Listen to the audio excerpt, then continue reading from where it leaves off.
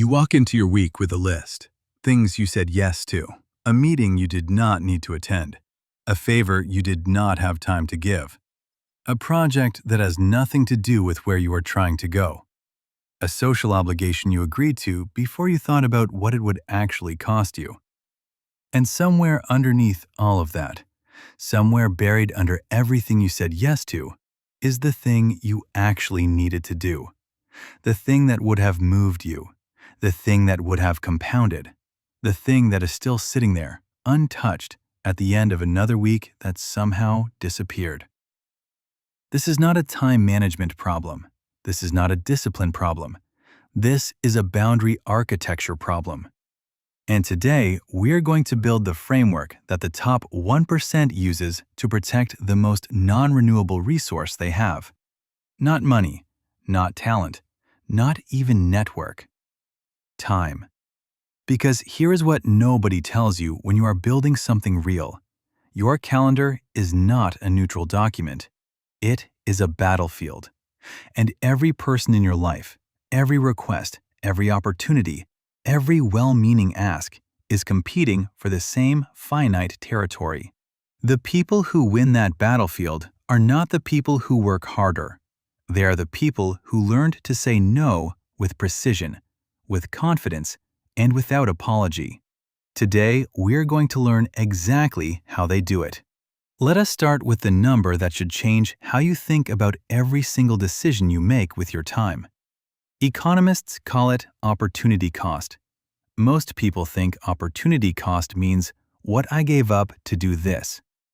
But that framing is too passive, too soft. It lets you off the hook too easily. The real definition is sharper. Opportunity cost is the value of the best alternative you did not choose. Not just what you gave up, the best thing you gave up. Which means every time you say yes to something, you are not just choosing that thing. You are simultaneously destroying every other option that existed in that same block of time. You are not making one decision. You are making 100 decisions simultaneously, and 99 of them are no. Most people only see the one they said yes to. The truly strategic see all 99 they just eliminated. Think about what that actually means in practice. You say yes to a 2-hour dinner with someone whose world does not overlap with where you are going. That is not just 2 hours of dinner. That is 2 hours of deep work you did not do. 2 hours of sleep you compressed. 2 hours of reading, thinking, building, creating, gone. And the compounding value of that work, the idea that might have emerged, the connection that might have formed, the clarity that might have arrived, that is gone too, permanently. Because time does not refund. Now multiply that across a week, a month, a year. The gap between where you are and where you want to be is not primarily a talent gap. It is not primarily a resource gap. In most cases, it is an attention gap, a yes gap, a failure to protect the hours that should have been building something that lasts. Every misaligned yes is a tax on your future self. And unlike most taxes, this one compounds negatively. The more you pay it, the harder it becomes to stop. So why is it so hard to say no? Because your brain is not optimized for long-term value maximization. It is optimized for social cohesion, for group belonging, for avoiding the specific social pain of rejection and disappointment. When someone asks you for something, your nervous system does not run a rational cost-benefit analysis. It runs a threat assessment. Will saying no damage the relationship? Will it make me look difficult? Will it close a door I might need later? Will they think less of me?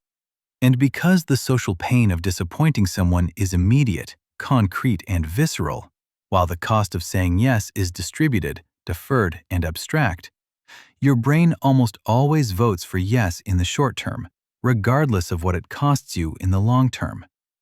This is not weakness. This is biology. But biology is not destiny. The top 1% are not people who feel no social discomfort when they decline.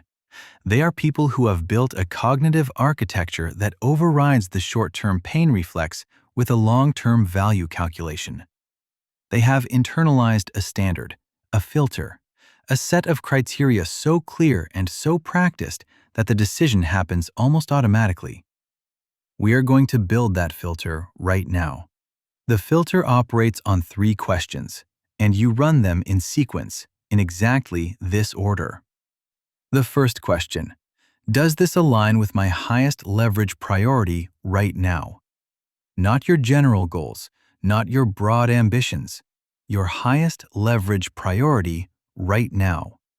The one thing that, if you made real progress on it this week, would compound the most in the direction you are actually trying to move. Most people cannot answer this question clearly, and that inability to answer it is itself the problem. Because if you do not know what your highest leverage priority is, you will default to whatever is loudest, whatever is most urgent, whatever is in front of you. And urgency and importance are almost never the same thing. Before you evaluate any request, you have to know what you are protecting. If the answer to question 1 is a clear, confident no, this request does not align, you are done. The answer is no. No further analysis required. If the answer is genuinely unclear, move to question 2. The second question: what is the real cost of this yes? Not the surface cost, not the calendar block, the real cost. Which means you account for the preparation time before, the recovery time after, the mental residue that this commitment will leave running in the background of your brain even when you are not actively doing it. Every significant commitment creates what psychologists call an open loop, a background process that consumes cognitive resources whether you are thinking about it consciously or not. Add it all up, not just the hours, the attention, the energy, the mental bandwidth, the opportunity this blocks. And then ask the second half of question 2. What is the real value of this yes? Not the stated value, the actual, realistic, honest value. Is this likely to produce what it appears to promise? Or is it producing something much smaller, a feeling of being needed, a temporary social reward, an avoidance of a harder thing you should be doing instead? If the real cost exceeds the real value, the answer is no. If the analysis is still close, move to question 3. The third question: would I say yes to this if it were happening tomorrow? This is the most ruthlessly clarifying filter in the entire architecture. Because there is a well-documented psychological phenomenon where we dramatically overestimate our future availability and underestimate our future exhaustion. Things feel manageable when they are 3 weeks away. When they are 12 hours away, the reality becomes visible.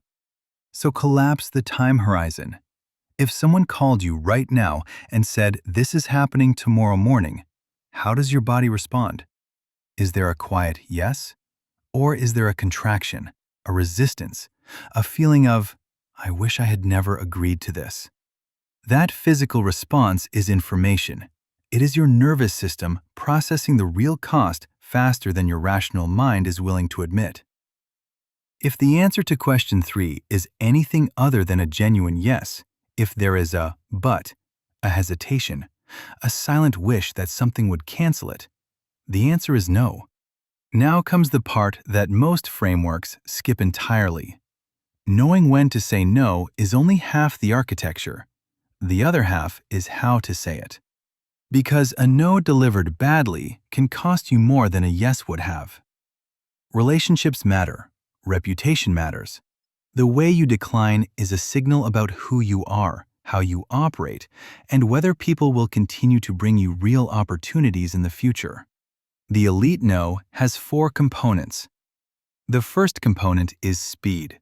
Do not leave people hanging in ambiguity while you try to find the courage to decline. A fast no is almost always kinder than a slow maybe. It respects the other person's time. It allows them to find a real solution instead of waiting on a phantom yes. The second component is directness without over-explanation. This is where most people collapse. They over-explain, they justify, they apologize repeatedly. They offer 3 alternative reasons and a detailed account of their schedule. And every additional word they add communicates the same thing. I feel guilty about this, which means I might be movable, which means you now have an opening to push back. You do not owe anyone a full accounting of your time. A clear, direct decline with one genuine reason is more respectful than a labyrinthine apology designed to manage the other person's feelings. The third component is the genuine acknowledgement. This is not performative softening, it is honest recognition. The person asking you for something had a reason. They have a real need. Acknowledging that need costs you nothing and preserves the relationship. This sounds genuinely important, or I can see why this matters. One sentence, sincere. Then the no. The fourth component is the clean close. Once you have declined, do not reopen the door unless you genuinely mean to. Do not add, but maybe in a few weeks, unless a few weeks from now is actually better and you are willing to be held to it. A no with a false softener attached is not a no. It is a deferred yes that you are going to have to renegotiate with worse leverage later. Fast, direct, acknowledged, clean. That is the architecture of a no that protects the relationship while protecting your time. But there is a deeper layer to this that nobody is talking about honestly. Saying no to people is not just a productivity strategy. It is an identity statement. Every time you say yes to something that does not align with where you are going, you are telling yourself a story about who you are.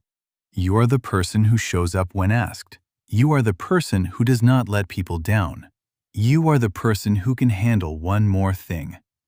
And that story feels virtuous. It feels like character. It feels like the kind of person you were raised to admire. But underneath that story is a transaction that is costing you everything. You are buying other people's comfort with your own future. You are trading the version of yourself that exists in 3 years, more capable, more free, more structurally powerful, for the version of yourself that is liked right now, that is safe right now, that is not causing any friction right now. The top 1% made a different trade. At some point, and for most of them they can remember the exact moment, they decided that their future was worth more than their present reputation for availability. They decided that protecting their highest leverage work was not selfishness. It was the highest form of responsibility they could exercise. Because the only way they could actually help the people they cared about, really help them, at scale, over time, was to stop being perpetually available to everyone for everything. You cannot pour from a calendar that is already full. You cannot build something that matters while you are constantly servicing other people's priorities. At some point, you have to betray the expectations of the person you used to be in order to become the person you are trying to become. That transition is uncomfortable. It will cost you some relationships that were built on your perpetual availability, and those losses are real. But the alternative, staying small, staying available, staying buried under a calendar full of other people's priorities, that cost is larger. It just comes later, and later costs are always harder to see coming. Here is the reframe that changes everything. No is not a wall. No is a gate. When you say no clearly, directly, and without apology, you are not closing a relationship. You are defining it. You are communicating, I take my commitments seriously enough that I will not make them carelessly. Which means when I say yes to you, when I show up, it means something. The people who say yes to everything become ambient. They are everywhere and they are nowhere. Their yes carries no weight because it costs nothing. It was automatic. The people who say no strategically become rare. Their yes becomes an event. Their attention becomes valuable precisely because it is not freely distributed. Their commitment means something because you know they evaluated it. You do not want to be the person who is always available. You want to be the person whose availability means something. That shift from ambient to rare, from automatic to intentional, that is the shift that changes how rooms read you, how opportunities seek you, and how power accumulates around you over time. Next time, we go somewhere more dangerous. We are going to look inside the minds of the smartest people you know, the ones with the credentials, the track record, the intelligence that everyone in the room acknowledges. And we are going to ask a question that makes them deeply uncomfortable. Why are the most intelligent people so often the most impossible to change? There is a neuroscientific answer to that question, and it is not flattering.